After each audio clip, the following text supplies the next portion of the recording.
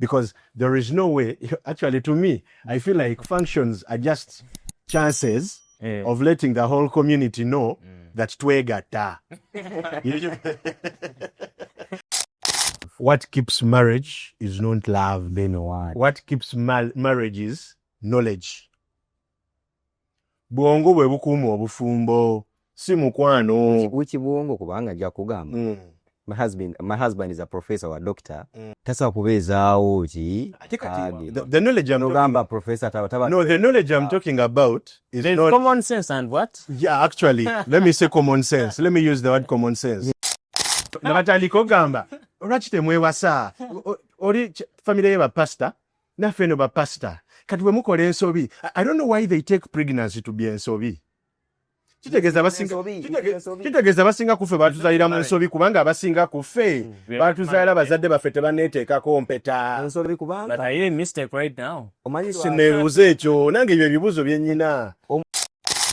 Lwaki ku ssaawa zino batukaka nti you've seen yourselves for 3 months then batandisa obbaka kokola ki okuwasangana mu butongole. Love temala. Love temala kyo nkikubulira. Love temala mugenda kunkyawa pastor ogenda kunyiigira naye love temala abaana abo nga babakubye love.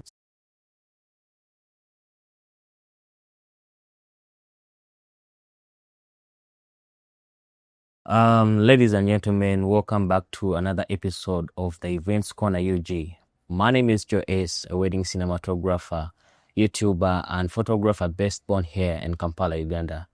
Today, we have a panel which has these 3 gentlemen, me inclusive, and we're going to be discussing different things that happen on the different weddings, different scenarios. So, since this is the first episode, let me give you more details. So we're going to be coming here and we're going to be discussing different topics about the wedding industry. And you can also be engaging in this conversation in the comment section and also make your recommendations of the next topics. Before we go in further, please make sure you subscribe to our YouTube channel at the Events Corner UG. We also have different social media platforms, that is TikTok, Instagram. Please give us a like and a follow. And you can also like this video so that more people can be able to watch this video and to get recommendation from YouTube. Are you looking for the best photography company to capture your events like Kuchala, Kuhinjira, Kwanjula? Name it. Photos by Joe S is ready to capture all those moments. And you can find them on their social media platforms on Instagram, TikTok, Facebook, name it. Or contact them on 0756 90 88 00. Are you looking for the best ushers for your wedding? Or if you don't have any ushers to do all those ushering responsibilities on your event, Posh Ushering Event is ready to do all those different tasks. They have different ladies and the gentlemen that are smart, and they work to see that the function moves on smoothly. And we also have Richie's Blended Juice. Please don't do any function without having Richie's Blended Juice. They have all the different flavors, mango, name it. In fact, you can also make your own combination because the space is wide and the fruits are many. So they are ready to give you the best juice on your function. So right now, let us jump into the topic. So the topic of the day says, are weddings a sign of love? Or when 2 people meet and they do a wedding or an introduction, is it a sign that these 2 people really love each other, or some people do it just for formality, or they have their own intentions? So, but before we jump deep into the conversation, I have these 2 gentlemen. This side I have Brad Mugume, and also have Richie is what you can call me. Richie is what other people call me. Richie is what my fans call me. Richie is what the beautiful ladies call me. Yeah. Thank you for this invite. So you have heard the topic. what do you think about the topic that I've just given you? Okay. First of all, you're asking is do functions mean love, or are they symbols of love? Okay. One thing I can tell you, it's a bitter truth, but I think I'll be honest with you, my brothers. I don't know about you, but when it comes to me, events or functions and love are totally two different things. Why am I saying this? It's very okay for a man to do a function for a lady. It is very okay. To some men, any fee that is about events is like pocket change. You get my point? Things like 5M, 10M, 15M. If someone drives a car of 150M, so why would you tell me that 30M is something difficult for him to do for a simple kuchana? That is strictly pocket change to him. So he will do it not out of love, but he will do the function. You understand? Now, when it comes to men, men are funny. In most cases, we don't do things because we want them. We do things because that's what will make her happy. I mean the ladies out there. To impress. To impress them. Exactly. Because trust me, a man, I've found so many clients. This guy openly tells you, bino mbikola lwa mukyala wange. Nze ng'omuntu mpulira. Men mostly look at investment. Men look at bwenziteekamu zinadda. Now, when it comes to the events, with a man, what is in his mind is zino zitaddemu naye tezidda. You understand? And if you've been keen enough, it's ladies that are mostly happy when it comes to those events. Yes, obviously, when you find a stubborn man, he will drive along, he will act like he's all happy and all that. Obviously, okay, to some extent they are happy, but not just like women. Not just like women. So for women, they're extremely happy. Women, to them, it is an achievement. Yeah, by the way, talking about that, because do you know that I can be able to make an introduction and the village where I come from, they do not even realize that Joseph made an introduction. Exactly. But when a lady makes an introduction, the whole village knows that so-and-so's daughter did an introduction. Exactly. And also all the glory and honor goes to On the lady side, once I do wedding, because a wedding belongs to a man, which means if I do a wedding, the village of mine will get to know that so-and-so son did a wedding or wedded. You get? So on my side, I'm going to be kind of this from your side. For me, I believe function, it is most likely to be a sign of love. Why? The moment you choose someone from millions of people, of the billions that we are, and you say, and you put him or her in the public, that guys, this is my wife, whatsoever, wife, fiancé, partner, or whatever. That is the first sign to show you that these people, over this person, loves this person. You understand? Yes. Because you cannot describe for me how you love me, yet you hide me. You get? It's like we are in corridors, yet you're always telling me, Brayo, I love you so much. Yet you don't have a ring on your finger. You cannot even talk to your friends. No, right? We're not talking about introduction to your friends. We're talking about an event. Introduction is broader. Because right now we are talking about... The moment you have failed to introduce me to your friends, how will you introduce me to your parents and other and family relatives? There are some people that introduce their partners to their friends, to their relatives, but when they have not made introductions. But right now we are talking about a situation whereby we are talking of an event. An event. Like you call people to come and eat, blah, blah. When the family knows... I understand. You're talking about the event. The family might know us. Actually, both families might know each other. Yes. But before us doing function. Yes. You understand? I understand. You are talking about function of food. But me, I'm talking about the introduction from right to go. The moment someone chooses you and introduce you through friends, then to the bigger picture of making a function, which means that person loves you. Now, Brian, this is it. Me, I have no problem. Yes. With you going on and introducing your girlfriend or your man to your relatives, to your friends and all that. Where the issue is, you doing a function as a sign of love. You understand? Me, that's where I'm looking at. Yeah. Because there is no way, actually to me, I feel like functions are just chances of letting the whole community know that twegata.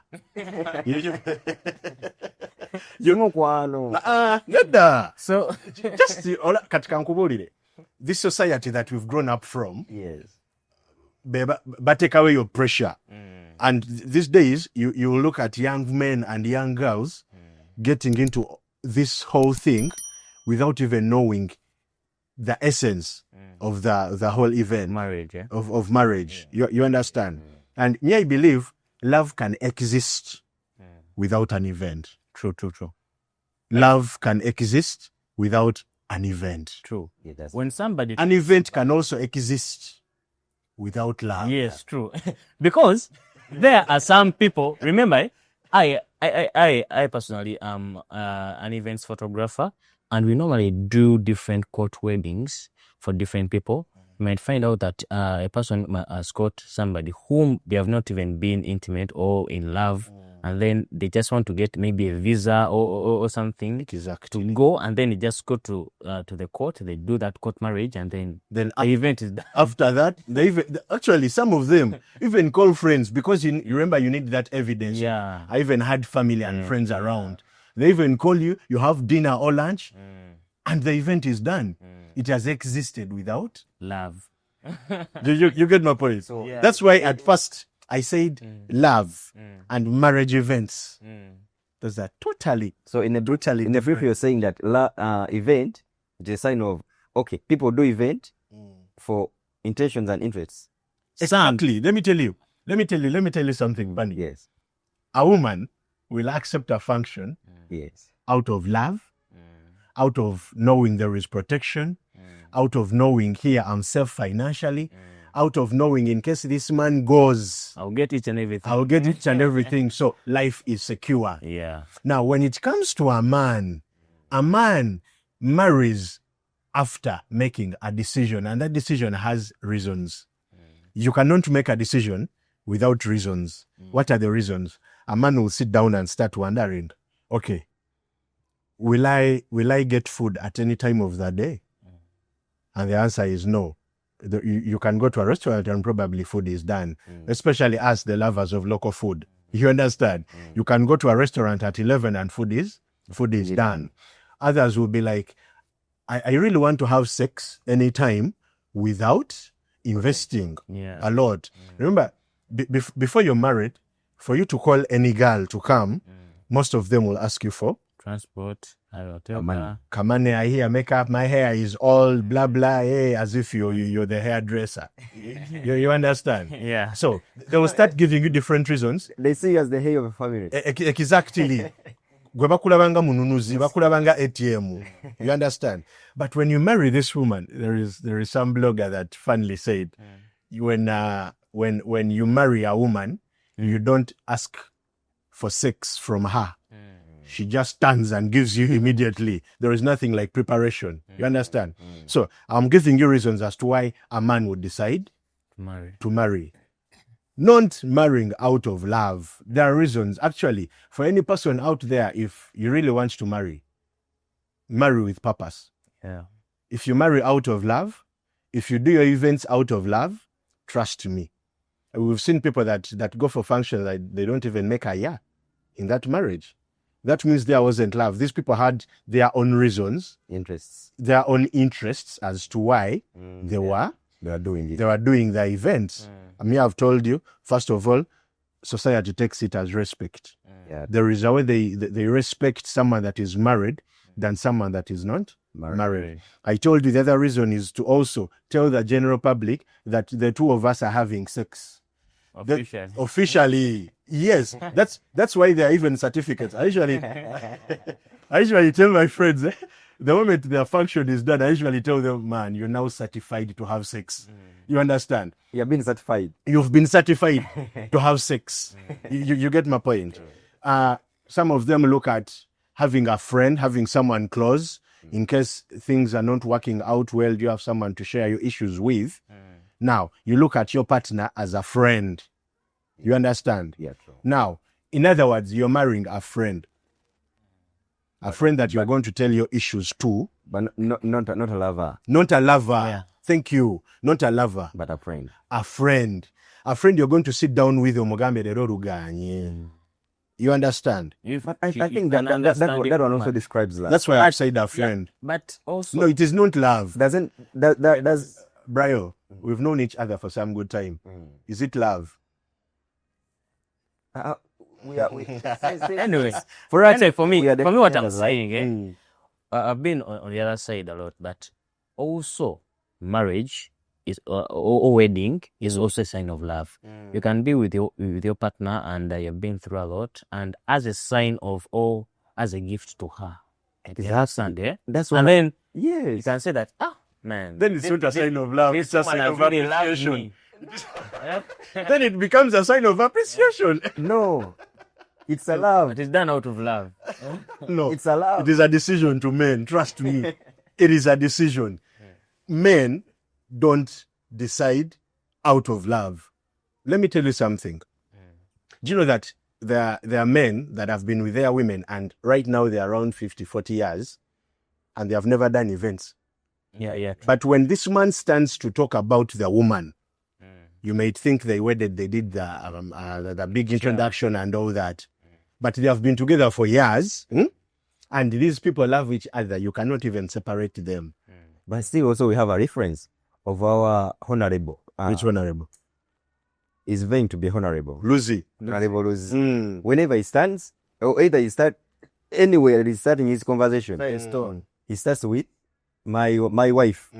My wife is this. But Lucy, My wife is this. Yes, Lucy is married. And he's married, but he's trying to embrace love, or he's trying to show you love without interest and intention. Just to tell you this, Lucy started being proud of Sarah is tall before they even did Yeah, true. the ring thing. Yes. You understand? Yes. He started being proud of the woman. He started loving the man even before they do this ring thing. Then we go to by the way, Genesis. Now, this is one thing I can tell you. By the way, when somebody behaves, let me say, arrogantly in marriage or before that wedding, there are no chances that person is going to change after the wedding.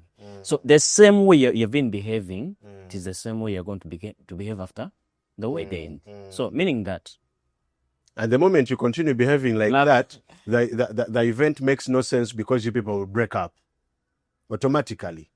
Let me tell you why. I don't know. Now, the viewers, I don't want you to think I don't believe in this. I do. you believe in marriage and you also deal in events. I believe in marriage. I deal in events. You people give us your money. And by the way, you people, you should give us your money. You should wait. You should wait. Women stop saying no to the men, because the moment you say no to the men, you understand? So say yes to the proposals. Say yes to all the old men. It is okay. But let me tell you this, my brothers. I have a friend. I have a friend of mine.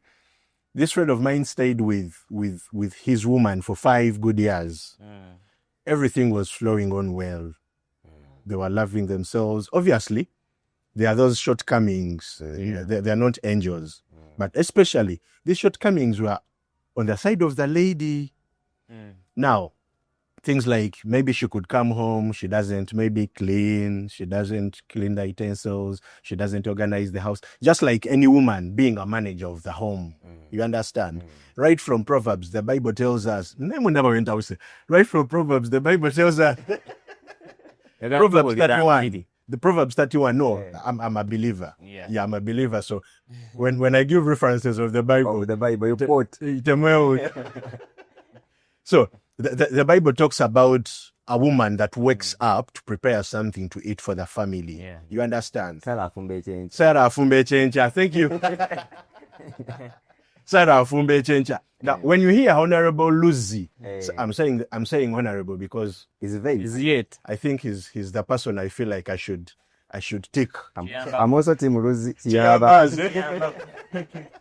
So when you hear Honorable Lucy saying Sarah is tall, Sarah fumeche ncha, Yeah.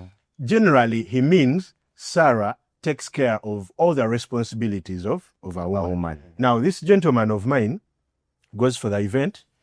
I mean, we accompanied him. Now, after the kuchala and everything, the guy took whatever they had asked for, blah, blah, because what he was targeting was to start staying with a lady. Now, after the kuchala, the woman tells her, me, I'm not staying with you. After the child. Yes, after the kuchala, the woman says, I'm not staying with you. No, First, they were not staying together before. yeah, they were not staying together, though they were almost staying together. You know, those A weekend visits of- marriage. You come and be there for like 4 days. I don't know whether weekend is 4 days. I don't know. Some expert. Someone says I'm coming there for a week, like she stays for a whole week. Like for you, your weekend is on Monday. Yeah, obviously. Everybody has my weekend, depending on what you do. My weekend is on a Monday. Yeah, by Now, the way. Now, office people are saying, Gachi. No, that's the truth. I work during weekends. So, now this guy does whatever he does. We go for the event, blah, blah. Now, this guy didn't do it out of love. This guy did it after sitting down and he says, maybe when I marry her, maybe when I go for the custom marriage, she'll do what any woman is supposed to do Because what in customary? her home. Custom marriage. It's a traditional event. marriage, but this was a pre-visit. Yeah, it was a pre-visit. Yeah. Yeah, it was a pre-visit. But you know, these days, the moment you go for a pre-visit, some families are okay with you people staying. Move on. Yeah, with you people staying together. That's if you find a family that is not looking at their daughter as a Source of income. source of sugar, capital, and land that they have never bought for 40 years. So when you find such a family, then you're lucky. You understand? And by the way, Kuchala is recognized by the government as a marriage ceremony. But You just go to the district. Come on, you just go to the district and they give you a certificate. Kuchala. Yeah. Yes, they show. Kuchala. Yes, they show. Visited. They show that you've done a customary marriage. Visited. I'm telling you, do research. I see certificates on the introductions there. Do research. Do research. Visited. Do you know, They do you give know- you a certificate. let me ask you. Do you also know Okay. that there are people that do kuchala and they are immediately given acceptance in writing that Married. the family is okay for them to stay together? They take them as married. Now, the moment you have that permission from the family, after you doing the customary thing, the kuchala thing, the moment you have that acceptance in writing, you just go to the district and you're qualified as a married couple. But by the The way, problem is, and I think this information will help out someone out there. The problem is, abantu tebamanyi. People are ignorant. True. You do kuchala and you end there. Then you start saying, omusajja wange, sister mbadde nsaba nkutegeeze nti si wuwo. Yes. Now, if Saying of your certificate, you can be able to get a certificate. yeah, with that, now, the moment you get the certificate, just like I've told you in law, customary marriage is recognized as marriage. You Doing understand? that is your husband. Exactly. Now, bano abantu bagenda ne bakola okukyala, omukyala n'azina amazina n'anyeenya akabina n'akola buli kimu n'atafaayo okufuna bintu bya certificate. Ye n'alowooza nti kati omusajja muki wuwe. Agenda okukizuula ng'akataka yakagabidde Regina, kali akamotoka yakabadde Rita, okitegeera. N'atandika okutuwoganira. Banzibako omusajja, nze omusajja wange, bla bla, naye nga ki ekiraga? in actual sense, if you to be realistic, let's think overboard. Who started these things of certifying us? Why would you certify me over my love? You get we should think over the board. Why would you certify me Okay. so that I love this person? Now, let me tell you this. Why? Let me tell you this. By the way, it's funny but true. Yeah. Why would you start certifying our love? Our love. Were you there when we met in the first? Where are you? But no, these people are not there when we are meeting, but they are there when we are divorced. In our days, they were not there. We are part through whatever we are fighting through. Then from nowhere, you come and say, now you are certified. How? Now, You have the qualities. let me tell you something that the public doesn't know. Do you know that it's very easy for you to be wedded? I'm specifically talking to the ladies out there. It's very possible for you to take it that you're wedded, yet you're not. Do you know that? Yeah, true. You've put on the gown.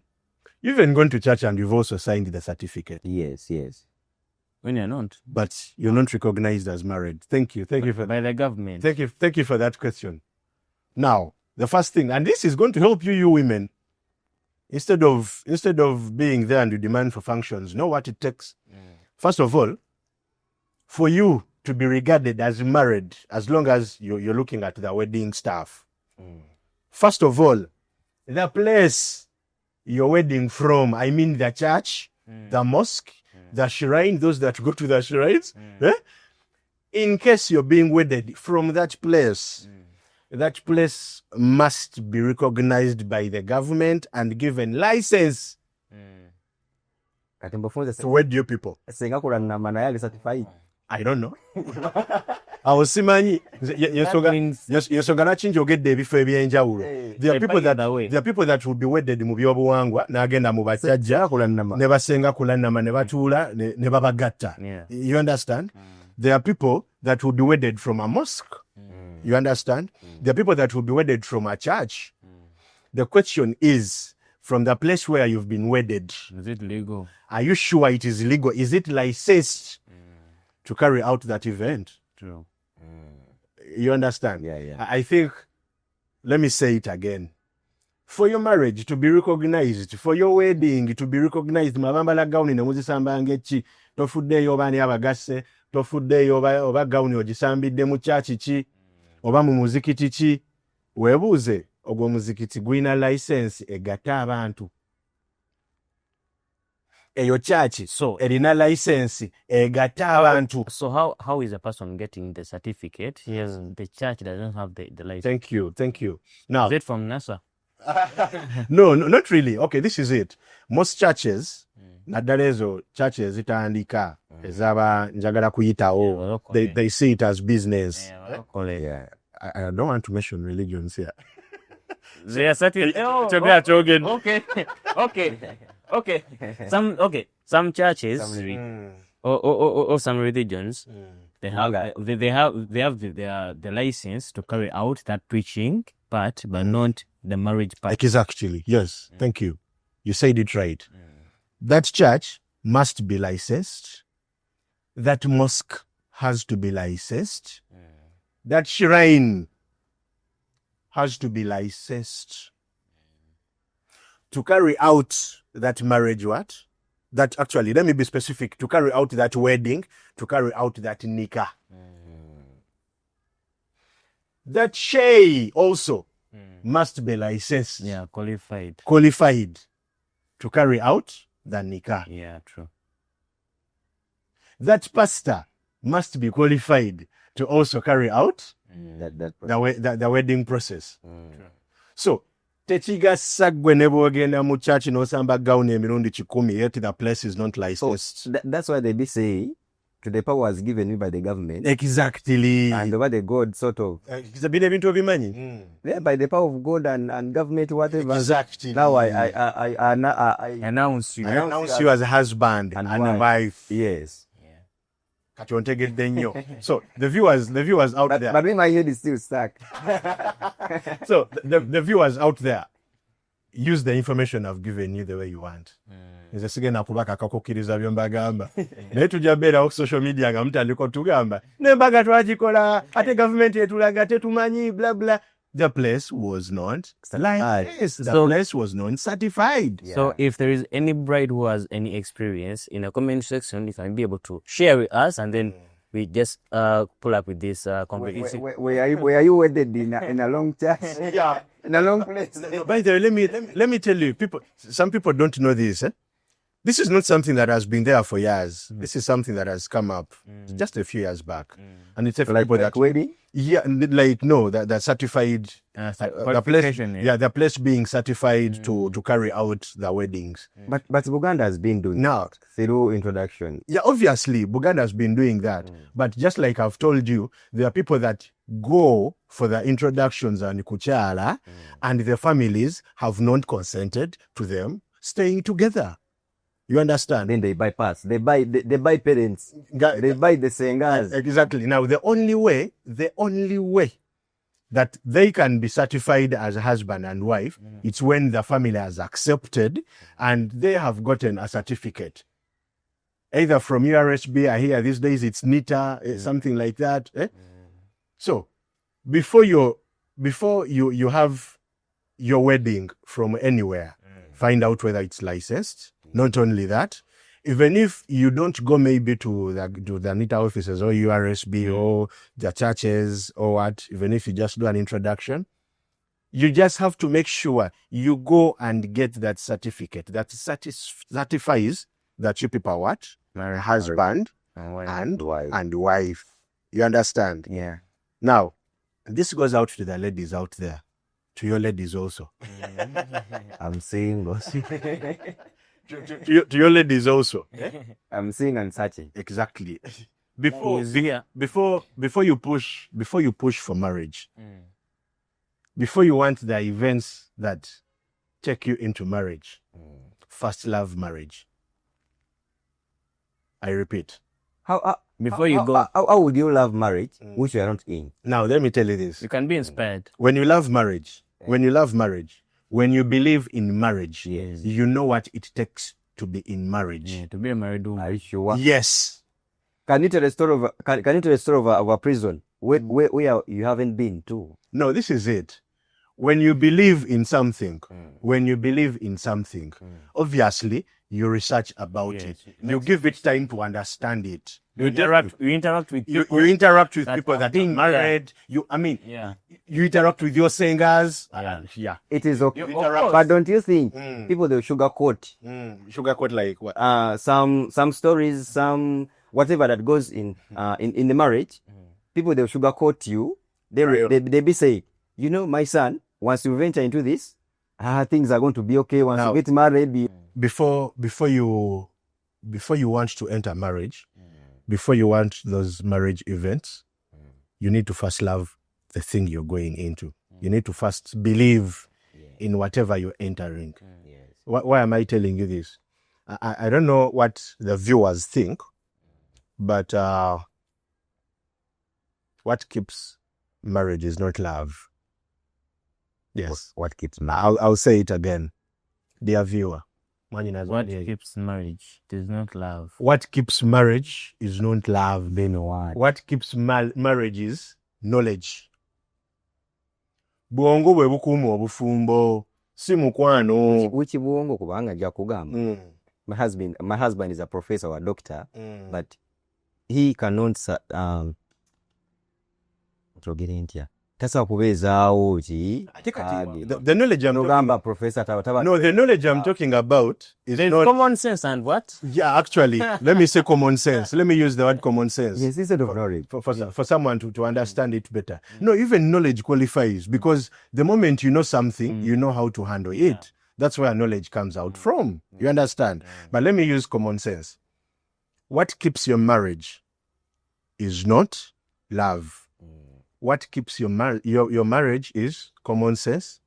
Let me call it still knowledge. It's what keeps your love. We've seen so many people that wed out of love. We've seen so many of them. They have seen themselves for like 5 months, 6 months. Tebemanyi, oli tamanyi kinyiza gundi, tamanyi eri gyagenda kumuku. Even parents. Abazadde ne batandika okugamba naye temulwawo nnyo biki tebabamanyi, mwe bennyini temwemanyi, muyingidde marriage gye mutamanyi. You understand? Mubadde muli ku simu. Mubadde muli ku simu, thank you. Mubadde muli ku simu emyezi 5, mutandise kwesuubiza bufumbo. Tomanyi oli kimunyiiza, tomanyi oli kimusanyusa. You understand? Now, you enter into marriage, mukoze emikolo femmere tugiridde, olumu tewoomye na kuwooma naye tubayambye tugikoze eki? Tugiridde. Nga yo tugiridde, nako kayisizaawo. Ogenda ku mukolo n'olya ku mmere nogayi, service provider ono yakoze offer. But anyway, I have my friend who can do this. I have my friend who does this at a cheaper price. N'ogenda ku mmere n'ogiranga yakunnyonnyola nnyo. Bagaseemu sukali mifo ky'omunnyo.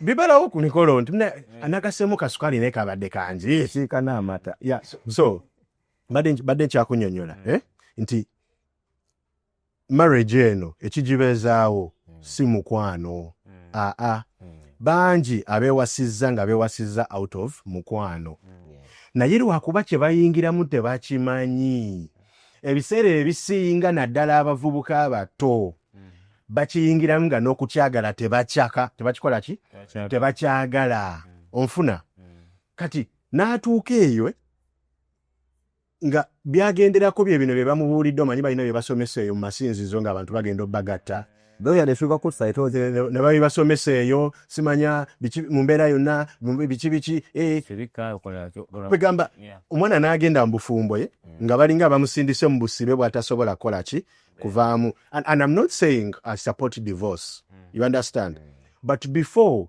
you go into that marriage, before you go for that wedding, before you decide that introduction, viewers out there, let it not be out of love. Love wetuuka, you see, embeera etuuka n'etabuka ng'ekiyinza okubabeezaawo nga n'omukwano tegusembera. Ng'ekiyinza okubabeezaawo. Marry people that they don't love. Ntegeera nedda. Obviously, the genesis of everything is love. You understand?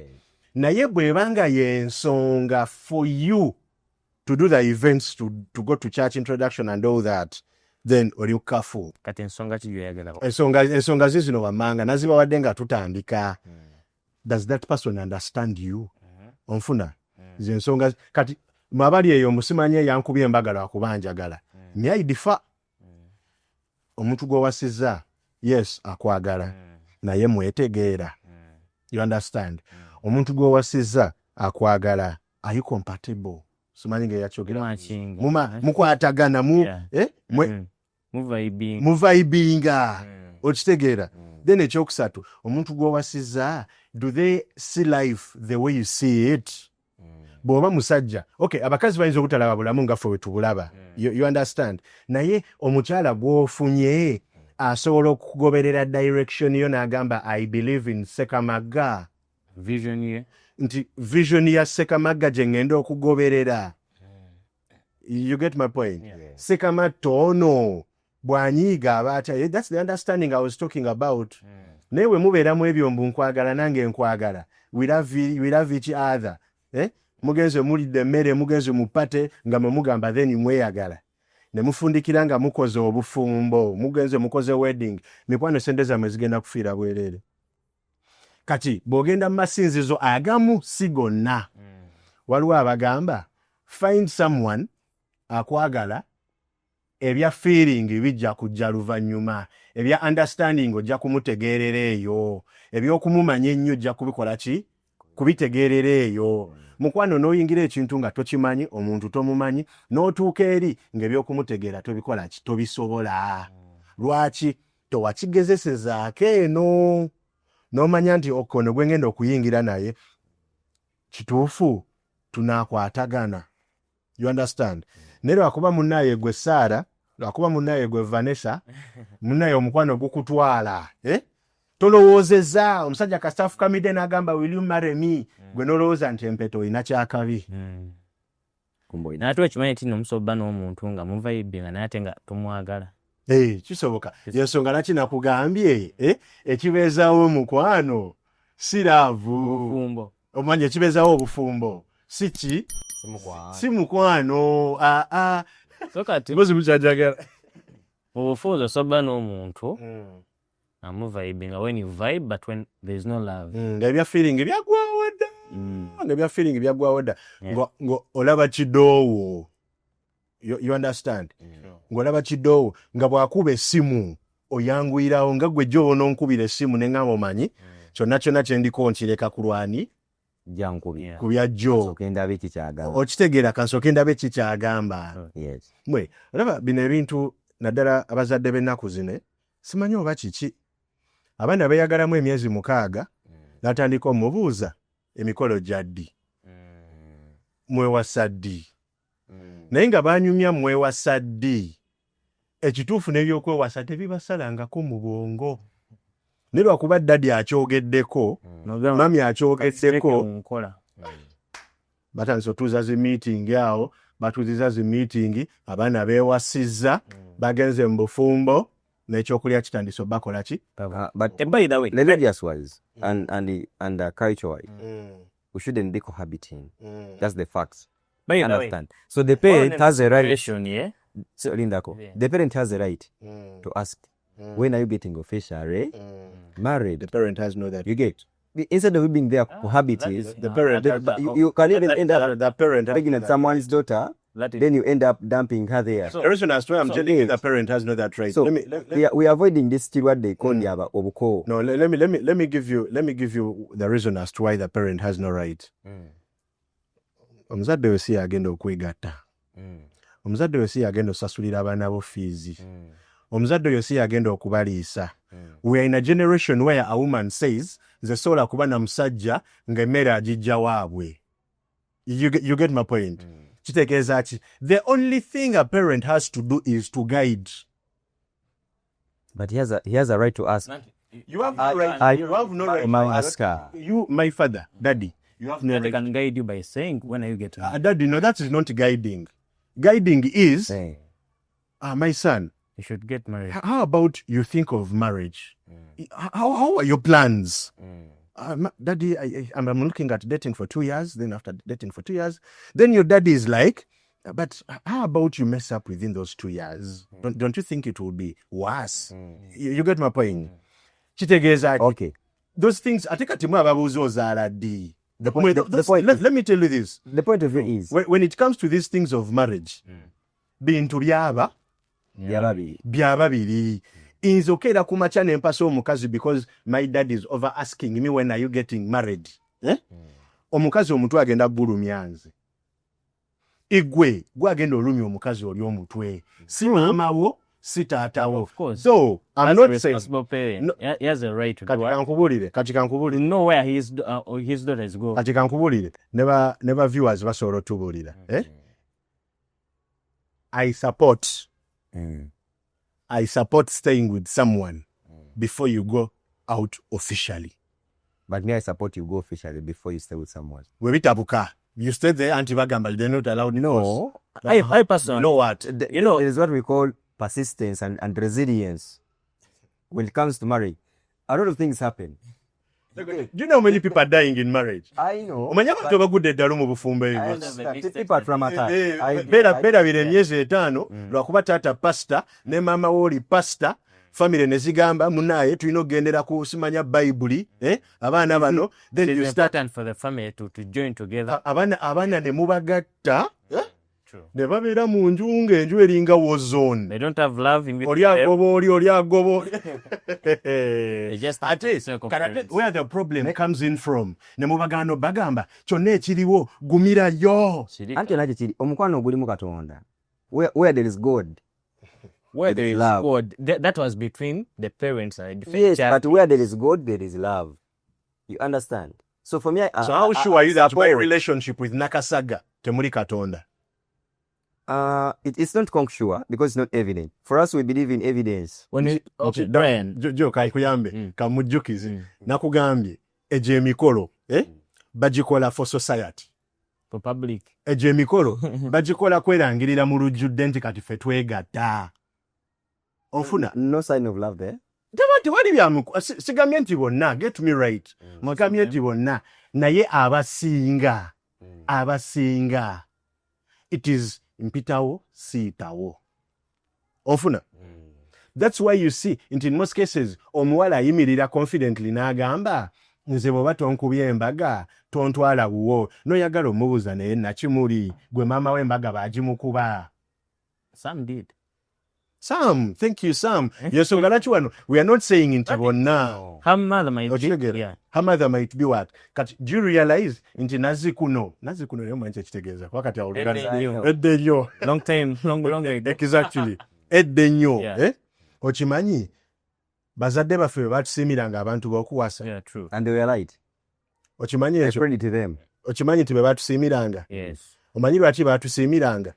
To avoid any certain Zino family, venture into another family that zino family babeeranga kumpi, beebeera beemanyi. Neighbors, eh? Era nga agamba muwala wa gundi omumanyi nti taata mumanyi nti tolaba nti okuliridde mutabani onfuna ayagala osajjakule balowoozanga nti okusajjakula olina kuwasa. Worst of all, they even introduced polygamy in the process. Nti omusajja alina kuba na bakazi bangi okuba nti musajja akoze eki agumidde. Yensonga lwaki bagamba omusajja tayenda, omusajja asajja laata, in a way of supporting polygamy. Okitegeera? But those were those days. These days tuli mu kibuga nga bazadde baffe bali mu byalo, nga tuli ne bana abaana. Kitegeeza ki jo bw'obanga gwe muzeeyi wange nga ndi mukulabagana ne Nakasagga, nezija ne nkutegeezaako gwe bitegeereko obutegeezi. Osirike. Oli Nakasagga nze amumanyi. Ensonga lwaki Nakasagga maze omwaka mulamba sinnagenda waabwe. Nakasagga ono alina by'alina okukola ki? Okukyusaamu nga tetunnatuuka wali. Why do you believe is Nakasagga to change? How about you? Kino nkirese mu ngeri ya Nakasagga. That's why wali nagambye nga tetwemanyi tetwetegeera. You stay together so that they can be able to understand each other. Ontegedde nnyo jo. To understand the Amapo bujja wasa. Ontegedde nnyo. But on the other end, different parents used to get different boys and girls to join together because they knew each other's families. And some families, let me say, they have different traits. For example, like poverty, a family to no. Gamba naleta mchala wangu omulungi okalaba ka pink apumba. You know, families as well as family can stay to come mubwavu njavu babiche nga balina ekintu ekibagoberera, and that is what they looked at. So that were one of the reasons. One of the reasons. To cut your story short, may I have 4 boxes to tick if you are to go with me. Muwulire kikulu nnyo kino. Profile, that is 1. There are 4. Your personal profile? No, the person I'm taking. Not the personal profile. Yes. The person that I'm taking. I consider profile. Mofiki Field. Mofiki Field is the one that you have been talking about. About the family. Ekibagoberera olunyirirwa mwironna Mofiki Field ekize kibeerawo mu family mu you understand. Mofiki Field. Emotional intelligence. You understand? You must be able to perceive. You have what? How can I state? You must be ready to welcome negativity and positivity, and how to perceive them. How do you perceive it? Emotional intelligence. That's 3. Number 4, I can consider beauty with the brain. Thank you. Beauty with the brain. Beauty kyekisinga obukulu gwe. If you are beauty, mukazi omubi amenya otya n'okumulaga mbakyalibo. So going to they are beautiful. Going back to that point. Going back to that point, because you are supporting the other point of, let me say, a church coming with another church, and then they marry that daughter. So you might find a point that the other church is bringing a lady who is not beautiful to you. But God is there. She couldn't be having brains. No. Golaba ebintu ebyamugamba munasimanya mu Katonda abaana bali mu bufumbo babonaabona balinga bali mu komera mu Katonda. You may not have been By the way, I'm a believer. Naye waliwo ebintu ebimu bye musussa. You might be having an argument with your partner, and then probably at night, and then when you wake up at night in the morning, and then you see your partner sleeping, bro. When you cannot be even pleased by his beauty, by her beauty. Understand?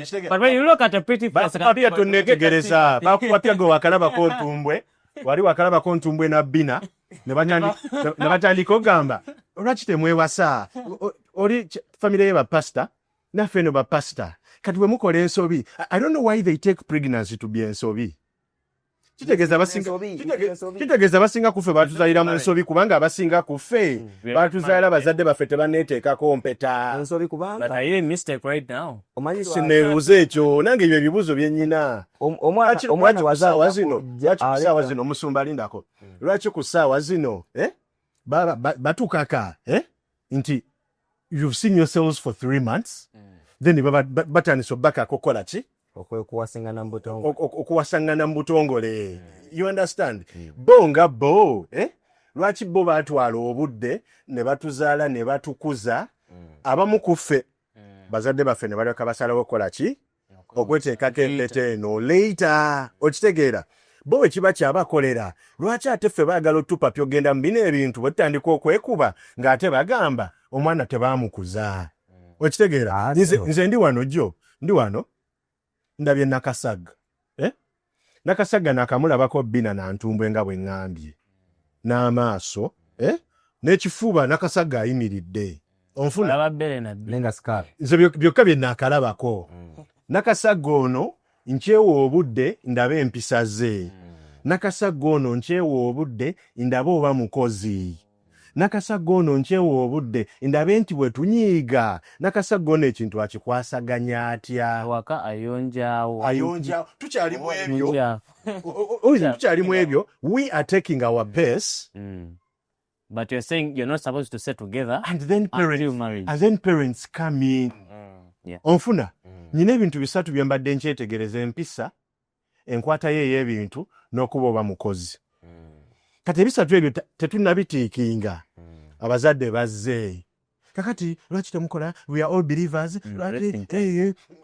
Simanya ebyo munaabitegerera eyo ojja mutegeera nnyo nga mwewasizza. Simanyi oba onfuna. Nemufundikira nga mubiyingiddemu.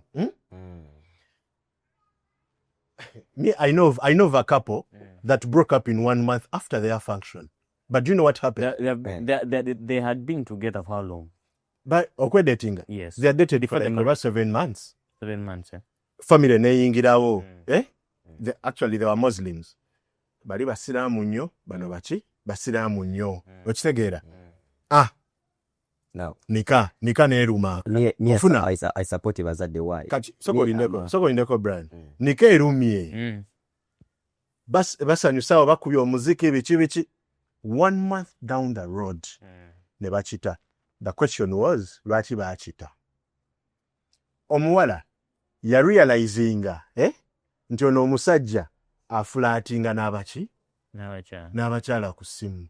Flating. Yes. Cynthia amukuta ayenda. Cynthia alinayo omwana omulala. Cynthia aganye omulabirira. But flatting. But what comes after flirting? Uliriza. Sagala tetugendeyo eyo. The reason as to why nkireeseemu nti ono omuwala singa beewa obudde n'omwami oyo. There are two things that could happen. Yanditegedde nti abba wange musirusiru mu ebyo ebintu by'aflatinga n'ebyekisiro ebiteetaagisa.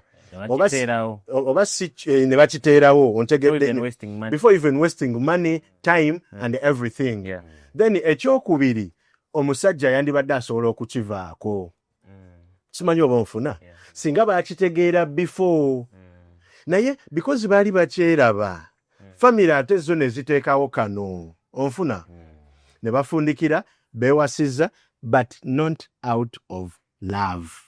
But of course, if you are an understanding woman, you will understand that this is flirting, and then you give somebody a chance, and then you talk about it. If he consistently does it, then you leave it. No, kati omukazi the woman, let me tell you this. Ngenda kusaidia omukyala. Omukyala was very understanding. Omanyi lwaki omukyala yali very understanding? Why? Lwakuba ya understanding late. An understanding partner is the one that says, kino akikola sijja kukisobola. You will not bear it. N'akita. Yeah. Onfuna. The girl was so understanding. Era bw'oba ondaba sijja kwogera linnya lyo naye bw'oba ondaba you have my support. The girl was so understanding. The problem is yafuuka understanding ng'obudde bukoze eki? Buyise. Kati kuba mwakafaananyi beerabira emyezi 6 singa bapushingamu emyezi emirala nga3. Oza teyandikitegedde. Era yandibadde ategeererawo n'agamba naye omanyi, for the sake of peace, for the sake of our safety babiri, kankikole ki? So in the course of this 6 months, were they staying together or almost. Kati kankubulira abantu abatastayinga together. Abantu abatastayinga together be bantu nga bonna bali ku campus. Be bantu ng'oli akyabeera na muzaddewo n'akyabeera na muzaddewe. andaba n'abazadde abali mbadde nsaba mbatemyeko. Your boys are staying with girls. Your girls are staying with boys. For girls, it's different. Kino kankikubuulire. The girls are staying with our fathers. It's totally different. So the reason as to why Even our grandfathers. the reason as to why ekintu ekyo nkijjeeyo, in most cases we say we don't stay together. Naye ng'ekituufu okuva ku makya paka kiro muli muti. Together. Onfuna? Either mwenna muli waka kuva ku makya paka kiro, for those guys that have their businesses nga abaana baliyo bakola. Ajja kubeera wano ewaka, abeerewo ne mukyala we balabe firimu. Even if it is one day in the bakole bye bakola. Kati omuntu ng'oyo kikuwa chance omuntu oyo mumanye ennyo. Onfuna? Naye tuli mu era where parents and pastors and sheikhs and different leaders bagamba abaana bano nti tosemberera kikemo. Meaning tobeera nnyo na bbaawo. Nti bw'obeera ne bbaawo mujja kukola ki? Mujja kukemebwa. kusobya. Onfuna? Naye ate nga mu process y'okubeera ne bbaawo lwe mugenda okwetegeera. Okitegeera? Ogambe nti By the way, jo ali bw'ati, jo ali bw'ati, ali bw'ati, ekyo nja kigumira. by the way, Nakasagga ali bw'ati, ekyo nja kigumira. there's a situation that happened. Naye ebyo ebya for- simanye mwebbirirako mugenda ku Sunday lwokka ne mwesinkana. But Mugenda kwemaringa not out of love. there is also another scenario that happened. It was also a church marriage. Different children from the pastors. A pastor had a child, and then the other one also had a daughter. So Nga bonna bapasita yeah, bakyali. yes. So they decided to marry each other. But reaching that point of marriage, of course, they have to become intimate. Then reaching that point, the man was not functioning very, very well. So Okitegedde Musumba? there was. So then they began. Sokolindeko wano waliwo not function. Wano Sawula. Was it a dysfunction or just impotent? Kyonna kyekiri. The woman was not satisfied. Kyonna with kyekiri. marriage. Yes, kyonna Yes. kyekiri. The man was not doing what men do. Yes, automatically. Mama. So, reaching that point, of course, they began to have different arguments. They reached a point when the man was sleeping in his own bed, even the woman sleeping in her own bed. Ngobuzi kwegatta Because tekugwa. remember, they were pastors, children. They never wanted to paint that picture of separation. So they separated literally, but Under one roof. but under one roof. Ate bangi, there are so many families out there. Yeah. Nga mubalaba wano mu moto balirenga ne mu motoka batuula mwemu abasinga. Omusajja atuula wano, omukyala n'atuula wano, ne bavuga paka mukono nga teri anyeze munne kigambo. Nga yebadde ewaka, oli adda mu kisenge kye, n'oli nadda mu kisenge kye. They just be together on functions that Mr. and Mrs. So they stand up. Okitegedde? They give us. Naye ekintu ky'obutafunctioninga. Ndowooza obiraba lwaki musooka kubeerako mwenna. Musumba ogenda kujja mpola mpola ku sayidi yaffe. Kubanga tolina ngeri gy'osobola gamba muwala oyo nti sigalayo. It is ndowooza ekirinza okuba nga kiriyokke ng'ayinza okugumaagumako ti maybe omusajja maybe takola ki tazaala. Onfuna ayinza okugumamu akatono naye gwe ku bakyala abo mu bintu by'okwegatta. Remember some. Alekawo wa Range Rover n'agenda kuwa chapati. But remember, some of them had, like, for example, those Christian ladies, they may be virgin, or some may be preserved from marriage, because that is what the schools tell them, the church tells them, and then reaching there, they'll be disappointed. So, meaning Ne kambuze virgin abeera atya disappointed. they have a lot of expectations. Virgin bamuloza. Oh, they disappointed over something that you No, gw'okakasa otya kino kyokuwa kyekyo. For example, Oyo virgin is might virgin. be- no, I will have to defend her, because Oyo virgin is virgin. maybe hearing a lot of different rumors about different things, and then reaching that point, and then allegations, and then meaning that have you ever you'll listened be to what they are talking about? Yo, true when oyo you virgin test. oyo virgin yeetaaga kuzibwayo mu kigo ne baddamu ne bamukebera ne bamutendeka ne tutegeera oba kituufu mu ki virgin. Ate by the way, let's money olesa akantu ka virginity yako. I don't know abawala abali eyo. Before you choose your gown, nga tonagenda gamba nti eno gown gye njagala. Do you know that those colors symbolize different things? Ochomadde mukimanyi. Nemwe temuli bakazi. Most of them do white. Kata thank you. Ochimanyi white. Spirit. White. Thank you. Mubimanyi lwaki mwambaza abagole white. Ngate nawe ochimanyi. Abadde n'abasajja nga mukage mabegage. Let me tell you this. So you mean people get white gowns according to those people that invented white gowns? Kati kankubulire. Mulekerawo okutulimba. Mulekerawo okwefera. White is for purity. Purity in which way? But not pleasing. Ati purity kitegeeza teri musajja yali akugizeeko. The purity, that's the purity I'm talking about. Yeah, but not pleasing. So vayo nabayo pointi yange gwogitegedde. Eyo white tujambale nga nawe muli mazima okimanyi nti nze nakasagga simalangako. Yambala white tutegere nti kituufu oli pure. Bane gown zina kale zenjalo waliwo ne cream. Ahiya off white. Okitegeera? Cream. Yeah, true. Cream. Jamba lekero tulowoozesa nti kati wano. Afunye cream. Wano funa cream. Nasenga bamuhembuziye. Funa cream. Yambala cream. By the way, there are gowns that are cream and zinyuma. They are nice. Okitegeera? Naye bane okay twali buzibu gwoba osazeewo kwambala white kiri okay netegeera nti oli mu kutulimba. Be honest with yourself. Ogambe nti omanyi ekituufu. Nze siri pure. Ate kati bagenda eyo mu bapasita batandika bagamba biri byamabega byerabire. You're now pure. White stands for purity, not cleansing. Kati cleansing yeruwa. Cleansing kitegeeza nti okwenazaako. Tekitegeeza nti wenaazizaako biri. Nakasagga weegasa emirundi mingi. Nakasagga yambala cream. Cream enyume ba Maria's Bridals gye bali bakushona designs gye bali. Bajja kufunira ka cream nga keeko. Okitegeera? Bintu byokwefera. Anyway, if I told you you're putting on a gown nga tomanyi kyetegeeza munaye white means purity. Ebiseera ebisinga bajambala nga ekituufu kweri.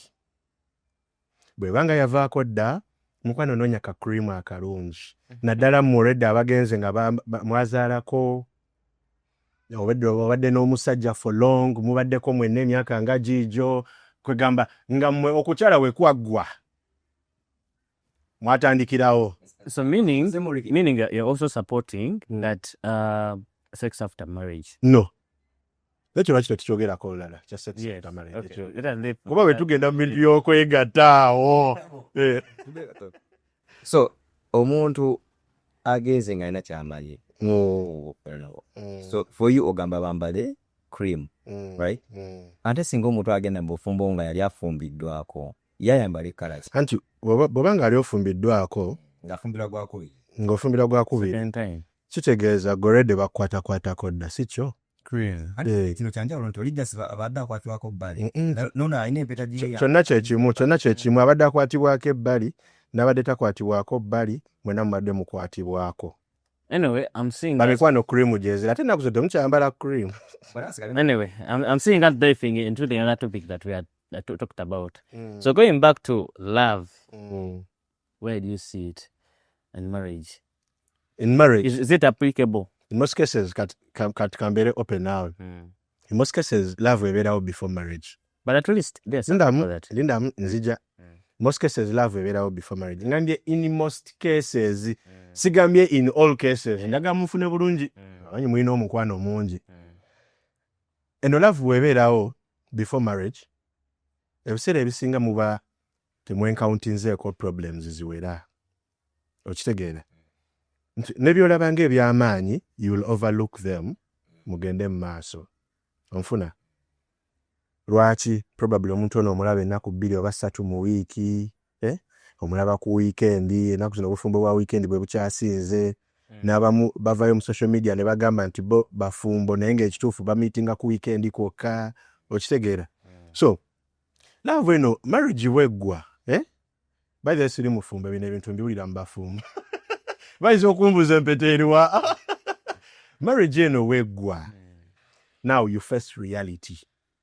Naddala people that have not been staying together, obantegedde, naddala people that have not been staying together after the wedding and everything, the introduction, mwe masala okukoma ku introduction mutandika obeera mwenna, mutuuka ekiseera situations start coming in. Kati zino situations bwe zijja, ekituufu omukwano gw'olina ne guba gujjuza loole, ne guba gujjuza sinotrack, ng'embeera ezimu ogwo omukwano tegusobola solving ezo mbeera, okitegeera. I'll give you an example of bills. Wali mubadde obviously ng'omuwala she's not your full responsibility, jjukira tobeera naye, she's not your full responsibility. Bw'anaalwala in most cases ojja muweerezayo akatunda, umuweerezayo emitwalo ebiri, but the parents will handle the bigger part. Onfuna kati wano muli mwenna, omukyalo ono alwadde, bamututte mu ddwaliro, bagambye tugenda mukuumirako wano paka lwe tulaba nga stabilizes. Mukwano ne babala abalamu ng'oli mukakadde ng'akooboobwa bubiri. Njagala ombulire n'oba olina omukwano ogujjuza sinotrack, ogwo omukwano gukisolvinga. Thank you. Ensonga lwaki omukwano tegukisolvinga? It is because love erina limitations naddala mu marriage. Waliwo love weekola ki? Weekoma. Nga mulina kutuula wansi, you look at reality, ng'ekisolvinga oba ekigenda oyimirizawo marriage yammwe kola. Kati njagala nkubulire, mulimu abantu ng'ekibeezaawo marriage yaabwe kukola, mulimu abantu ng'ekibeezaawo marriage yaabwe kuba nti balina business ebagatta ejja emu, okitegeera. Waliwo in business and partner. Exactly. Waliwo abantu ng'ekibeezaawo marriage yaabwe it is because family zeemanyi, naye nga bo beekoowa dda. Oba nfuna taata wa Nakimuli muwe ekitiibwa, taata wa Richie muwe ekitiibwa, onfuna. So basigadde mu marriage, ekituufu eba marriage, onfuna. Naffe wano tuba tulaba marriage, naye mu amazima muba mugamanyi, okitegeera. Kitegeeza ki? Nzira ku point yange eri gye natandikiddeko. Love tekuuma bufumbo, Ebukuuma ku point ey'obulwadde. Omuntu akubeererawo omukwano obeera nga musamiridde bbiri ajja kuteekawo embeera yonna kyetwakitya ajja kufeekinga that man by all means, either through borrowing basajja banno tobamanyi, or depending on other people, but to cater for your what? basajja banno tobamanyi, You get? basajja banno tobamanyi. They do have love by now. For me, I believe love is important, but at the same time, money is also important because you can be with somebody nomugumiikiriza manyi ffe tutanya ogamba oyo mukyala ayagala nnyo ssente, but also as men oyinza okwesanga ng'okoze each and every weekend because you love money.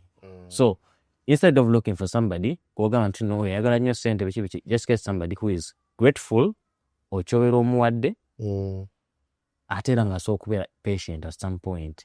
So love has to be there, but also even financial eyambako obufumbo otambula. Edda kati abasajja tetulina okumanya kiri very simple. Weetaaga ssente okubeezaawo omukazi oyo. True. Weetaaga ssente. Ziyinza okuba si nnyingi naye kazibeerewo. Not being completely poor, broke. Ebyo ebintu by'omwana abandi okulwala omusujja n'oga agenda onoonye panado. Oli alwadde musujja omugala simanya agenda onoonye mabendazo si za lubuto. I don't know. Mabendazo za lubuto. Za njoka. But anyway, kyonna kyekiri, trust me, love is not love without finances. True. Yeah. Awukiriza naffe pastor nagambye ojja kujja. Love is not love without finances. So Akyalo oyo out kasente kalina okubaawo. omukyala oyo okumwambaza akasente kalina okubaawo, omukyala oyo okunyirira akasente kalina okubaawo, omukyala oyo kubanga tali eyo wansi kakaalukana biki akasente kalina okuba nga kakola ki nga weekali. Okitegeera? Nabawadde ekizampo, olina omwana w'abandi, omwana w'abandi alwadde, gwe ebintu byobadde ofokasingako kunoonya maanyi ga kisajja. Omwana w'abandi alwadde, simanyi oba amaanyi g'ekisajja gagenda kumuwonya. Nifo ky'ofokasinga okunoonya akasente ogambe nti byonna kambikole naye obubiri bwange kabubeereyo, obutaano bwange oba ekkumi lyange kalikole ki kalibeereyo for security. Bw'onoonya maanyi gaki, onoonya maanyi ga kisajja, onoonya putulu. Okitegeera? Mbadde saba nkutegeeze nti putulu talina kirwadde kyawonya. Putulu talina kirwadde kyawonya. So kyonna ono awonya ki? Ono omwami gwe mukugambyeko eri mu bufumbo nga yanoonya putulu. singa yafuna pulutugu Yandifunye bali putulu. sigisenge lyanjawulo. Was that man dysfunction or was it totally impotent? Omuntu n'obeera nga you can be able to wait for like 2 minutes n'otaddamu. That's the dysfunction that we can be worked on. But being impotent is hard. Completely down. Yes, being completely down. Tuyambeko Kati olwako mukono. olaba kino kankikubuulira. Nze kyonna kye kiri, mweyagale, mwegatte, mwe abasalawo oba mukola emikolo oba temukola ki, Ngikole. temugikola. Nze nga nze service provider nja kugamba kola omukolo, kuba wempitirawo gye nzija akasente kange. Nange ba Asha, manjagala tujja oteekewo Tujja kugamba kola omukolo. Naye ekituufu kiri nti put it in your mind that there is life after the marriage. Yeah. There is life After the event. after the introduction. There is life after the wedding. The question is, have you prepared for that life after the wedding, or you've only prepared for the wedding? I've seen abaana abato, abawala abato, nga yeekolera tafuna akasente kangi nnyo, afuna akasente katonotono. Naye ng'omulaba she looks good. She puts on clothes that are on point. Akaviiri nga she's okay. Batandise okupulaninga bakoze emikolo, okutta omwana w'abandi abadde anyirira ng'omiwako amata n'oganywa. Omutadde ewuwo. Naye nga mazima n'enviiri ez'emitwalo 65 zikulemye. Omwana gwe twalabanga ng'atukula. Gwe omutadde ewuwo lwakuba wedding ewedde. Now, I'm talking about life after the wedding. Yeah. I'm talking because marriage can be without events. Marriage can be there without events. By the way, ze simanyi kubisigadde ku bitabo ebisigadde. Naye eno ewange gye nzikiririzaamu. There is nothing like marriage in the Bible. There is what? There is commitment. There is one person moving from the other house oba okuva abazadde be n'asalawo n'agamba yono gwe nsazeewo okukola ki? Mubanji ono gwe nsazeewo. No, the Bible says nti a man He will leave his parent is what? A woman. It is a man. Man. Musajja. Also, who finds a wife? Finds a good thing. And if it is who finds a wife, kitegeeza omusajja yavaawa. You cannot find ng'osigaddeyo. You find after kuvaayo. Omunoonya. Okitegeera? Onkola ki? Omunoonya. Right from the Bible kye tukola ki? Kye tugamba. Now you've found a wife. You are proudly telling people I have a wife. Naye nga wife we tumutunuulira oyinza oza talina musajja.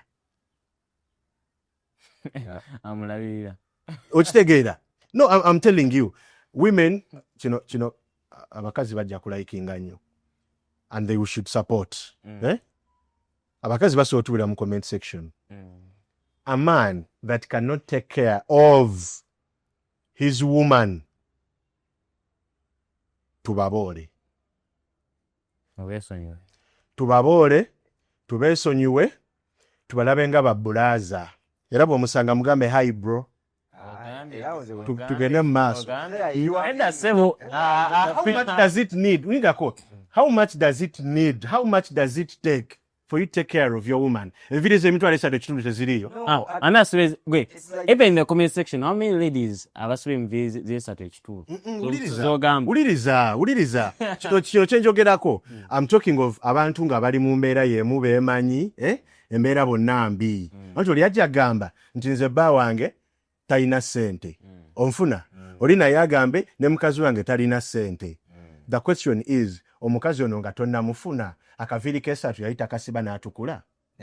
Lwaki tokamusibisa? Kale, let's go with the bare minimum. She was doing that because she could jago na tiru abasajja different men. Muveeyo ebintu by'ekisiru. Girls are working. Abakazi bali mu kukola. They work. So you say 100% of the ladies that look good, they go through different men. Ekyo si kituufu. Ekyo tugenda kuwakana, tugenda kusulawo. Abaana bali mu kukola. I'm saying majority of them, they jago to sustain a living. You understand? Kati mukwano labayo. But Kati labayo Buula. Buula uliriza. Bw'oba omusanze ng'ajagolinga ng'alabika bulungi. N'omuteeka ewuwo. N'alekera okujagolinga n'omufaananya ng'ekisiimuula. Muleka ddeyo ajagolinge. To maintain. Naawe erya kikomando kyo. It is very okay. Ate kati mu buzibu abavubuka bwe mulina, oba nange kaneeteekemu kuba sinzeera omukadde ali awo kutwaliza awa. Abavubuka obuzibu bwe tulina, igwe olemereddwa okwerabirira obwomu. Gwe n'ofuna obuvumu lwakuba Sekamate bamusondedde n'akola embaga. Nawe n'ofuna obuvumu bakusondera okole ki? Okole embaga. Embaga ogikoze naye ejjukira bano abantu tebagenda kukusondera buli wiiki. Era embaga weggwera bweti teri amanyi oba mulidde oba temulidde. Oba babagoba mu kazigo kammwe oba tebabagoba. Onfuna? Kati Sekamate oli eyo bw'oli mu kwesudiya ngenda kukola embaga. Sekamate omala n'ennaku 3 tolidde ku mmere etegeerekeka nga kyosobola okulya kyekikomando. Omwana w'abandi ogenda muliisa ki? Kati omulokole agenda atandika okuŋŋamba God will provide. Katwezimbe is okay. Naye kabeerewo foundation. A vision. Onfuna tubeere n'ebiruubirirwa. That's why I told you let's marry for purpose. Onfuna bwe ntuula wansi naawe goals kize sharing biki bye tugenda okugoba together. The moment you marry for purpose, tomukinaako buzibu kulya kikomanda aba. Naye gwe togenda kuŋŋamba nti ovujja eri omwana w'abandi babadde bamulabirira bulungi, abadde alabika bulungi, gw'ojje omusuubire nti agenda kuguma, mbu because munaaye love. Onfuna? Love temala. Love temala. Kyo nkikubulira love temala. Mugenda kunkyawa, pastor ogenda kunyiigira. Naye love temala. Abaana abo nga babakubye love. So right now we're going to make our ending remarks, and also Brian is going to also give us his own ending remark about our topic, which was, is weddings a sign of love? So Brian, you give us your ending remark. For me, I'll profoundly stand on my position by saying that those events you see, they are symbols of love. No one can choose someone among the billions of people that we are here in the world, and you say that it's not love. My position is, whoever chooses someone and puts him or her in the public, that's love. Love is everything. You will not find a happiness, whatever, without love. Love is the key. Me as a person, I say that love, for me, I'm neutral. I believe love, I believe that weddings are a sign of love at some point. You can be with somebody for a long time and then you decide to appreciate them by making for them a wedding. And also, on the other side, I believe that some people do weddings without having love. Some people do it while having some intentions. For example, a person might be getting married when he wants to get a passport or a visa of a certain country, and then marriage is the easiest way to get into that traveling thing. So I believe that marriage and weddings in general are a sign of love. But also we have this gentleman. I also need your ending remark about that wedding thing. Okay, first of all, to the viewers out there, whatever we discuss here is our individual opinion. You have your own opinion. You can drop it in a comment and you tell us what you think. But on my side, I believe love can exist without the events. Love can exist without the luxurious weddings. Love can still exist without all those functions and events that you people have been talking about. Love can still exist. Okay, thank you very much. Thank you very much for watching this episode. And if you have watched up to this point, we are really so grateful. Please follow us on all our social media handles at the Events Corner UG. Joe S Films. You can give me a follow at Joe S Films and also at Photos by Joe S. He's called Brian Mugume, and he also has an ushering company, an events ushering company that is Posh Ushering Event. Please also give them a follow, and Jobs, of course. We also have Richie's Blended Juice. You can say that again. Richie's Blended Juice. The tastiest. That's not what it So, give them your functions. It's a wrap. See you next time.